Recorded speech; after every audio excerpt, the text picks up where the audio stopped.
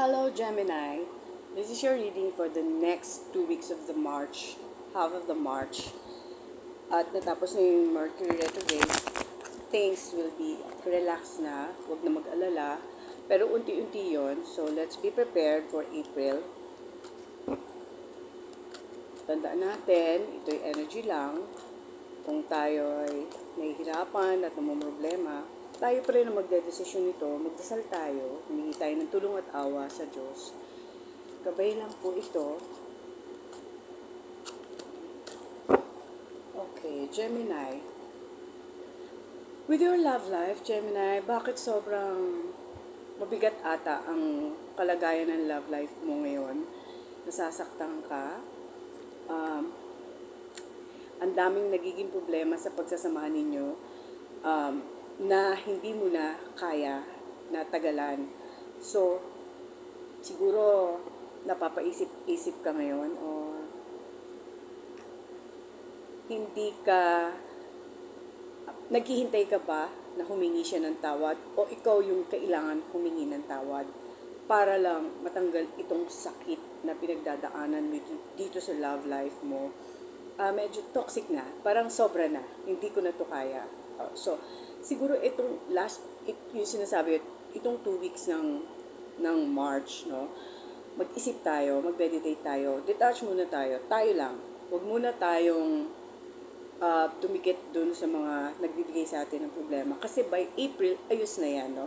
Medyo yung mga problema pinagdaanan natin, magiging maayos yan sa mga darating na panahon nitong March, no? With your financial, ang daming hindi mo alam kung saan mo, kung meron ka mang pera, hindi mo alam kung tama ba yung pinagdalahan mo, kung business yon, baka kailangan mag-reassess ka. So sobrang nalilito ka ano dapat mong gawin, or hindi mo na malaman kung nag-work ba yung pinag-investan mo ng pera o kailangan ulitin mo ulit, mag-isip ka pa ng ibang business, no? Kasi yung pera kailangan lumago yun. So hindi mo yan naiisip ng mga nakaraan, pero itong mga darating na mga 2 weeks na to, so again, maiisip mo yan, aayos lahat, siguro yung mga nakapaligid sa'yo o kaya yung mga bagay na makakatulong dyan tungkol dyan sa kaperahan na yan, ay wala. Pero ngayon, aayos yan, at magugulat ka, ayos naman pala. Wala naman palang problema. Kung naiisip mo na meron kang mga kailangan, meron kang mga bagay na gustong gawin para sa sarili mo. Para, eto na yung panahon na baka dati hindi ko to iniisip na gawin. Baka ngayon na to. Pag naisip mo yan o nagda-doubt ka, huwag ka na mag-doubt. Gawin mo. Kasi ito rin yung start na pag ginawa mo yan, dire-diretso yan. Pero hanggat hindi mo yan ginagawa, hindi ka makakaramdam ng saya sa sarili mo. Kasi hanapin ang ano mo yan eh, ng katawan mo. Hindi, kailangan ko talagang gawin yun. Ay, hindi, okay lang, huwag ko nalang gawin. Hindi. Ang totoo, gusto mong gawin yon at alam mong lalago ka pag ginawa mo yon. Ang problema, hindi mo pa masimulan.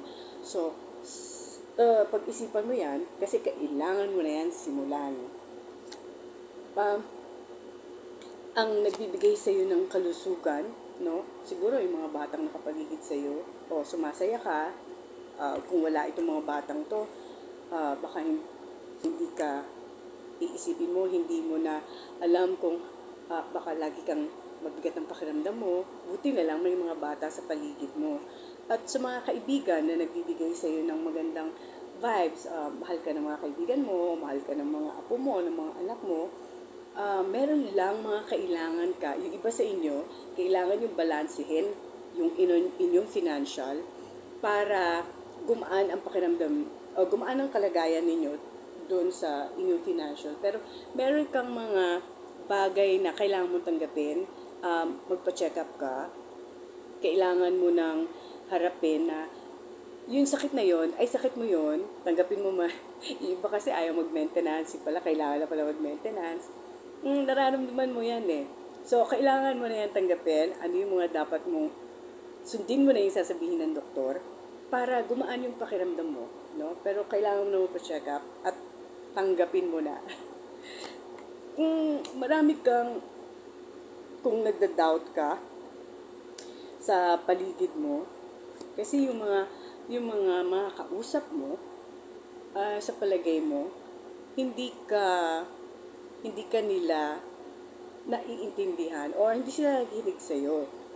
Pamakinig lang kayo sa akin, aayos yan. So, sa yung pakiramdam mo, kaya kayo magulo o kaya tayo may problema ganyan, si ayaw makinig sa akin. Pero totoo yun, tama yung sinasabi mo sa kanila. Hindi lang sila nakafocus sa'yo. Pero, again, don't worry, baka lang din kasi naguguluhan din sila sa paligid nila, kaya hindi sila nakaka-focus sa'yo. Pero alam din nila na tama yung sinasabi mo. Um, maraming mga bagay na mga salita na naging sanhi ng kaguluhan o naging sanhi ng problema. Kaya kayo may problema ay dahil dun sa mga salitang masyadong hindi pinag-iisipan, sasabihin, nakakasakit pala. So, kailangan, harapin niyo yun. Baka kailangan tigilan yung pagsasalita na masyadong sharp. Kasi hindi nyo alam na yun pala yung nagiging dahilan kaya siya naaapektuhan at kaya kayo may problema. Masyadong dapat may magsabi, masakit masyado yung sinasabi mo. Tigilan mo na yung sinaapektuhan ako. Or, ikaw mismo, dapat maisip mo na masyadong, baka masakit na yung mga sinasabi ko. Baka masyado akong diretso.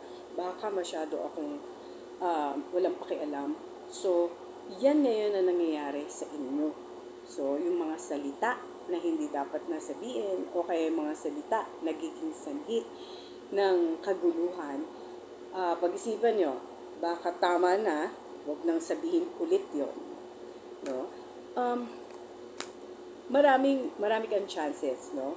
Bawasan mo lang yung mga responsibilidad na nasa balikat mo, bawasan mo yon, at yung mga iniisip mo na gusto mong gawin, na pagkakakitaan mo, na gusto mong gawin, lalago, pag nabawasan mo na yung mga responsibilidad na nasa shoulders mo, magagawa mo yan lahat at ayos yan.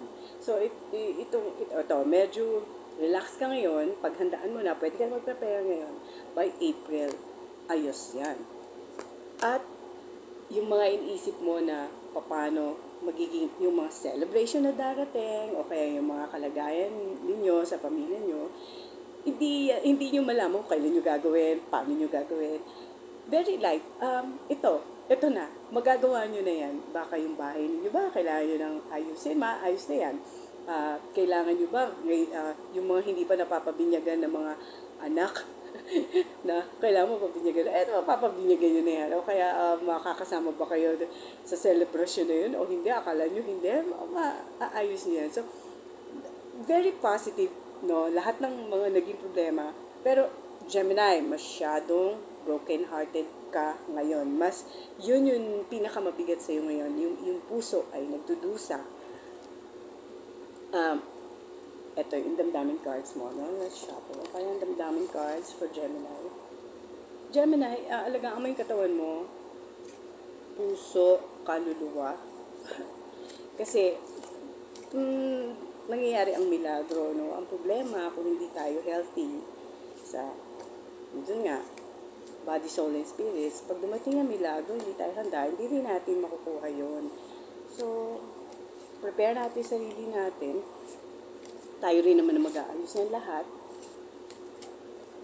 Decision pa rin natin ito. So, ito ang damdaming card. Damdaming card para sa Gemini. Hindi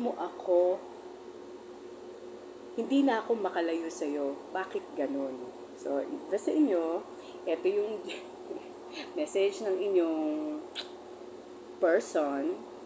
So, ito sa inyo yan. Sa inyo yan. At tingnan natin mga first letter ng inyong mga persons. Happy alphabet letters. First letter ng inyong mga person. Gemini. R. Ito, Robert Redford.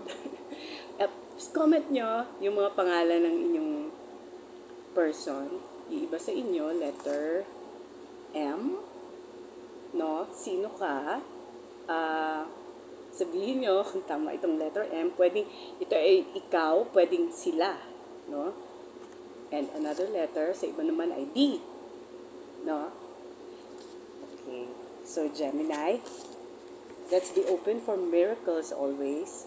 At maganda tayo, magiging loosen up na, hindi na mabigat ang mga energies kasi tapos na yung Mercury retrograde. So, handa natin sarili natin para lahat ng milagro ay makuha natin. So, ako si Roma Soledad. Salamat po.